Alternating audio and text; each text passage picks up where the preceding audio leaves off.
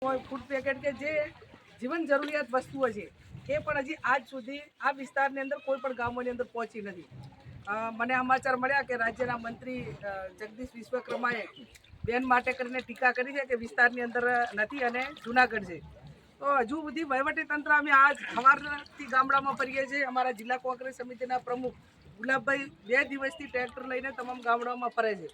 30 બોરી જેટલી બાજરી દળાવીને જ્યાં પણ આટાની જરૂર હતી, પીવાનું પાણી નહોતું તો પીવાના પાણીની બધી વ્યવસ્થાઓ કરી. અમે સરકારમાં ન હોવા છતાં અમારાથી જે કાંઈ મદદ થાય અને અમે નવાઈ પણ નથી કરતા. એ અમારો એક આ વિસ્તારના લોકોના આશીર્વાદ કાયમી અમારી સાથે રહ્યા છે. અને હોય કે ના હોય, પક્ષાપક્ષીને બર રહીને જ્યારે અત્યારે એક કુદરતી આફતમાં સૌથી પહેલી જવાબદારી સરકારની આવે છે અને એને સાથ સહકાર આપવાની જવાબદારી વિરોધ પક્ષની છે. એ ભૂમિકા અમારે અદા કરવાની હોય અને છતાં જેની જવાબદારી છે એ કામ કરવાને બદલે કોઈની ટીકા ટિપ્પણીમાં પડે છે.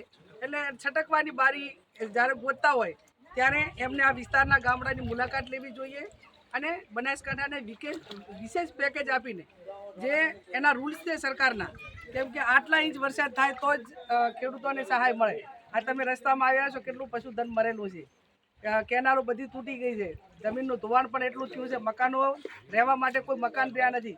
આ 3 રોડ આ 5 કિલોમીટર સુધી તમામ લોકો આજે ભરડવાના એ રોડ ઉપર પશુપાલન લઈને બેઠા છે.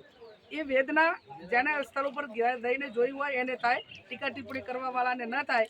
અને ટીકા ટિપ્પણી એ રાજકારણમાં આક્ષેપ કર્યો કે બનાસ ડેરીના કર્મચારીઓએ પગાર એક આપીને પણ અત્યારે સહાય કરી રહ્યા છે. બનાસ ડેરી આખી મદદ કરે ને તો નવાઈ નથી કરતી. બનાસ ડેરી એ કોઈ વ્યક્તિની કે કોઈ પક્ષની નથી, પશુપાલકોની મહેનત મજૂરી નથી ઊભી કરેલી આ ડેરી છે. અને જ્યારે કુદરતી આફત આવે ને ત્યારે સૌથી પહેલાં સહકારી સંસ્થાઓ કે જેને જિલ્લાના પશુપાલનને ખેડૂતોના પરસેવાથી એની અંદર એ સંસ્થાઓ સદ્ધર થઈ છે.